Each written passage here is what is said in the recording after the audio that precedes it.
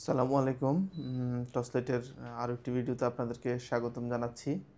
মানে এই ভয়াবহ চিত্রটা দেখার পরে আমি ভাবলাম যে আপনাদের সাথে কিছু শেয়ার করা উচিত এবং কিছু বলা উচিত।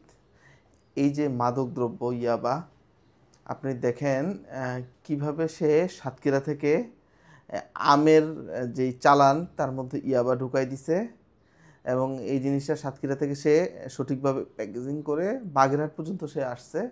বাগেরহাট পুলিশ আবার এটা খবর পায় গোপন খবরের মাধ্যমে, পরে কাটাখালী মোড়ে তাকে আটক করে। সেখানে একটা না প্রায় 20,000 পিস ইয়াবা পাওয়া গেছে। 20,300 পিস ইয়াবার দাম হচ্ছে 1 কোটি 1 লাখ টাকা বা 1.5 লাখ টাকারও বাজার মূল্য বেশি।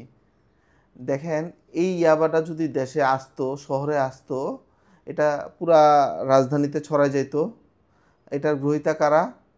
এটা তরুণ যারা আছে বর্তমানে, এটা আপনার আমার ঘরের কেউ না কেউ হতে পারে, আপনার আমার বন্ধু হইতে পারে, আপনার আমার সন্তান হইতে পারে, আপনার আমার কোনো না কোনো কাছের মানুষ বা আত্মীয় হইতে পারে।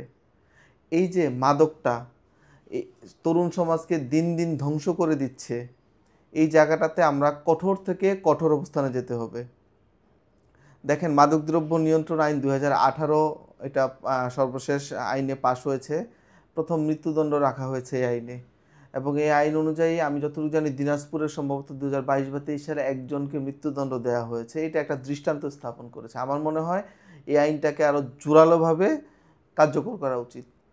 দেখেন, ইয়াবা এমন একটা জিনিস, এটা হচ্ছে যে সেবন করে তার শরীরে ইমিডিয়েট একটা এমন একটা প্রতিক্রিয়া তৈরি করে যে আর কি সে হচ্ছে পৃথিবীর রাজা, আকাশে উঠে যায় এবং সে তার এমন মনোজগতে প্রবেশ করে যে সেটা পুরোপুরি তার কাল্পনিক।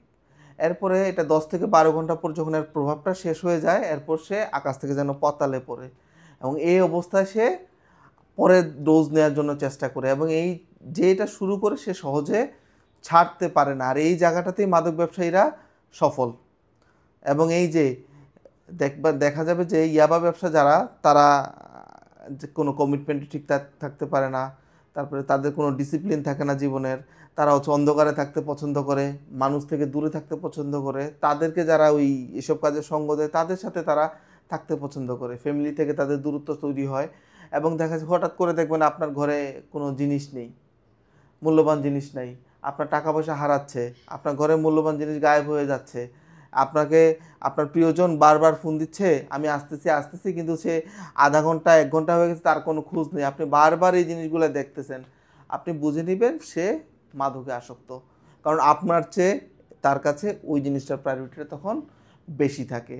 সেমভাবে সে যে চুরি করতেছে, এটা যে একটা অপরাধ বা তার যে নৈতিক অবক্ষয় হচ্ছে, এটা তার খেয়ালে থাকে না। তার কাছে হচ্ছে ওই মাদকটা আমাকে নিতে হবে। আপনি জানেন 1,000 টাকা দিয়ে এই ঢাকা শহরে মার্ডার পর্যন্ত করাইছে একমাত্র এই নেশাকে কাজে লাগে। এই নেশাখোরদের 1,000 টাকা দিয়ে মার্ডার পর্যন্ত এই বনানী এবং কমলাপুর এলাকায় ঘটছে ঘটনা, এরকম পত্রিকাতে আসছে। এখন এটার সমাধান কি? কোনো রাষ্ট্রই আসলে মাদককে পুরোপুরি নির্মূল করতে পারে না, তবে রাষ্ট্রযন্ত্র চেষ্টা করে। আমাদের মাদকদ্রব্য নিয়ন্ত্রণ অধিদপ্তর আছে, আমাদের র্যাব আছে, পুলিশ আছে এবং অন্যান্য যে আর্ম ফোর্স আছে, এবং বিশেষ করে বিজিবি সহ প্রত্যেকে আসলে এটার বিরুদ্ধে অবস্থান। তবে দুঃখের বিষয় হচ্ছে প্রায় 3.5 লাখের বেশি মামলা এখনও চলমান এবং এগুলোর কোনো হদিস নেই। দুঃখের বিষয় হচ্ছে 3.5 লাখের মধ্যে যে দেশের ইতিহাসে সবচেয়ে প্রথম ইয়াবার মামলা হয়, সেটা আজ পর্যন্ত নিষ্পন্ন হয়নি, যার মধ্যে সম্ভবত 7-8 জন সরকারি কর্মকর্তা জড়িত আছে। হয়তো তাদের প্রভাব থাকতে পারে, আমি নিশ্চিত না। তো এই হচ্ছে আমাদের ইয়াবার গল্প। এবং এখনও বর্তমানে প্রায় 82 বা 83 লাখের মতো, এটা আমার কথা না, এটা হচ্ছে পত্রিকার একটা জরিপ, জাতীয় জরিপ, 83 লাখের মতো মানুষ মাদকে আসক্ত, নিয়মিত আসক্ত তারা।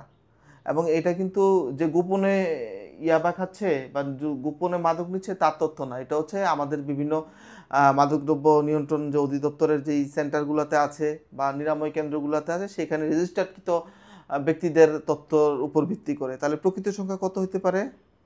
সবচেয়ে মজার বিষয় হচ্ছে গাঁজায় সবচেয়ে আসক্ত বেশি, দ্বিতীয়তে হচ্ছে আপনার ইয়াবাতে, এরপরে হচ্ছে মদ বা আদার্স যেই ড্রাগস, দামি ড্রাগসগুলো আছে। হ্যাঁ, আমাদের যুব সমাজকে রক্ষা করার জন্য এবং দেশকে রক্ষা করার জন্য এই মাদকের বিরুদ্ধে কঠিন অবস্থানে যেতে হবে। আইনশৃঙ্খলা বাহিনী সহ প্রত্যেককে জাগ্রত থাকতে হবে। আপনার সন্তান, আপনার ছেলে মেয়ে, আপনার পরিচিত মানুষ যাদের সাথে আপনার ভবিষ্যৎ জড়িত আপনি সিদ্ধান্ত নেবেন, তাদের মনিটর করতে হবে, তারা তাদের চলাফেরা কাদের সাথে মিশছে, তারা কী করতেছে। টাকা পয়সা বাচ্চাদের কাছে দেওয়ার আগে অবশ্যই হিসাব করে দিবেন, মানে অঢেল টাকা তাদের হাতে দিবেন না, এটা নষ্ট করে। আর সবচেয়ে বড় বিষয় হচ্ছে মেয়েদের মধ্যে এই ইয়াবার প্রচলনটা আছে, আর এই প্রচলনটা আছে জন্য আজকে এই যে এইসব মাদক ব্যবসায়ীরা আজকে এই যে মাদক সাপ্লাই করতেছে এবং আমাদের সমাজকে ধ্বংস করতেছে। এটা তো আর আর রাষ্ট্রীয়ভাবে আমি মনে করি যে আরও কঠোর হওয়া উচিত। অনেক ক্ষেত্রে দেখা যায় আইনশৃঙ্খলা বাহিনীও জড়িত, নেশায়ও জড়িত, ব্যবসায়ও জড়িত, এবং এই জিনিসগুলা একদম জিরো টলারেন্স হওয়া উচিত। এর আগে মাদকের বিরুদ্ধে জিরো টলারেন্সের অভিযান হয়েছে, কিন্তু আমরা বাস্তবে দেখেছি যে এটা কতটুকু কার্যকর। আমরা দেখেছি এতে আর আসলে দিন শেষে অপরাধীদেরকে এক প্রকার শেড দেয়া হচ্ছে। মানে মাদকের বিরুদ্ধে অভিযানের নামে মাদক আসক্তদের গ্রেফতার করে তাদেরকে আবার সিস্টেমে বৈধকরণ করা হয়, এরকম অভিযান আমরা চাই না। আমরা প্রকৃত অ্যাকশন চাই, বাংলাদেশকে মাদকমুক্ত দেশ হিসেবে চাই। আর এই জন্য আপনার আমার প্রত্যেকেরই সচেতন থাকতে হবে। তো এই হচ্ছে আজকের মেসেজ। চলো যাই যুদ্ধে মাদকের বিরুদ্ধে। টসলাইটের সাথে থাকুন, আমাদের পেজে অবশ্যই শেয়ার দিতে ভুলবেন না, এবং আমাদের যারা ইউটিউবে দেখছেন তারা অবশ্যই আমাদের চ্যানেলকে সাবস্ক্রাইব করবেন। ধন্যবাদ। আসসালামু আলাইকুম।